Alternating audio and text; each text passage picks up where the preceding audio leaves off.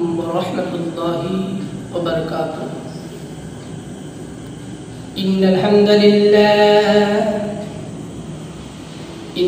لله نحمده ونستعينه ونستغفره ونؤمن به ونتوكل عليه ونعوذ بالله من شرور أنفسنا ومن سيئات أعمالنا من يهده الله فلا مضل له ومن يضلله فلا هادي له ونشهد أن لا إله إلا الله وحده لا شريك له.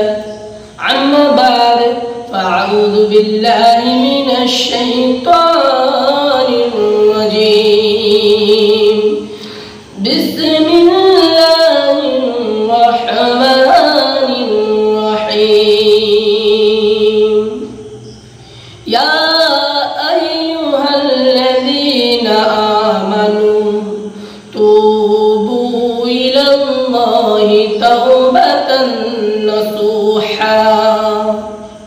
وقال الله تبارك وتعالى في كلامه المجيد والفرقان الحميد: إن الله وملائكته يصلون على النبي يا أيها الذين آمنوا صلوا عليه وسلموا تسليما. ضرب اللهم صل على سيدنا وعلى آل سيدنا مولانا محمد.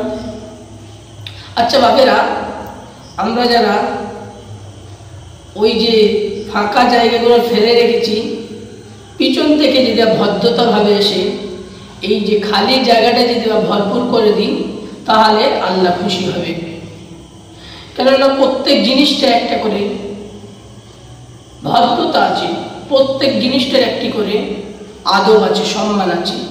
আমরা যে এই মজলিসে বসেছি, এই মজলিসটারও একটা সম্মান আছে, এই মজলিসটারও একটি আদব আছে।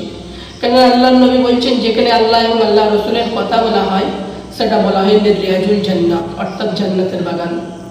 জান্নাতের বাগানে আদব শৃঙ্খলাটা বজায় রাখতে হবে।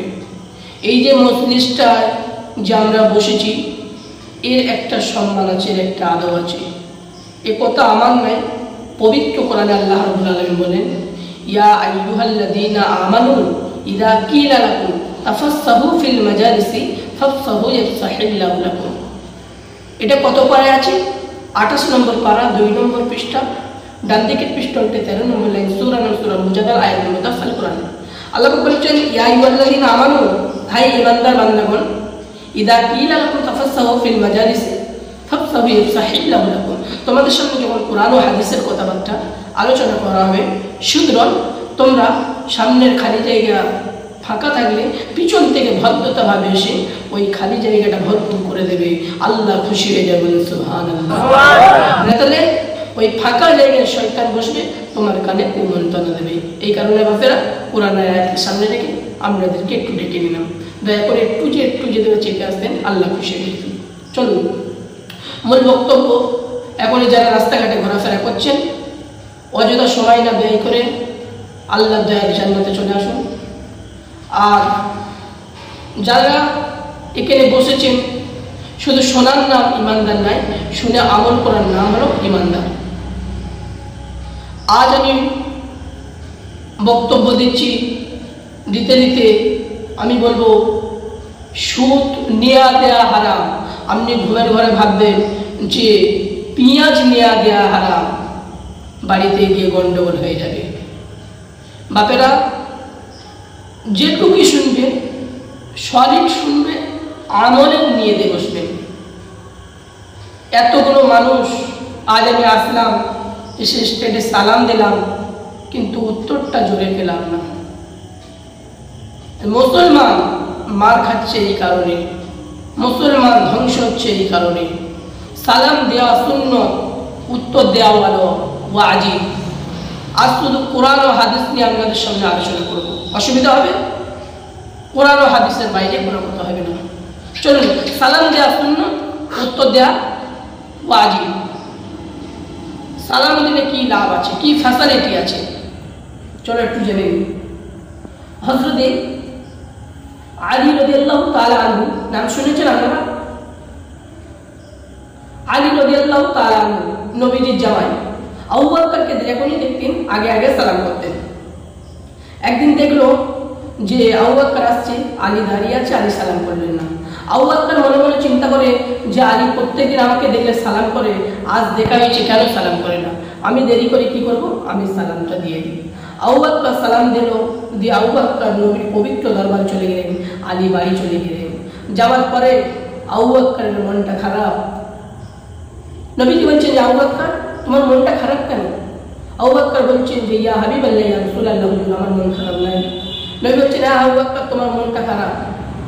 ওই সময় আবু বকর সিদ্দিক রাদিয়াল্লাহু তাআলা আনহু বলেন ইয়া হাবিবাল্লাহ ইয়া রাসূলুল্লাহ, প্রত্যেকদিন আলী আমাকে এদিকে আগে সালাম করতো, আজ দেখা হয়েছে আলী রাদিয়াল্লাহু তাআলা আনহু আমাকে সালাম দিলেন না, তাই আমি আবু বকর আমার মনটা খারাপ। নবী বলেন আবু বকরকে ডাকো তো, আবু বকর আলীকে ডাকো। আলীকে যখন ডাকা হলো, আলীর মনটা খারাপ। নবী বলে আলী তুমি আবু বকরকে প্রত্যেকদিন সালাম করবো, আজ কেন সালাম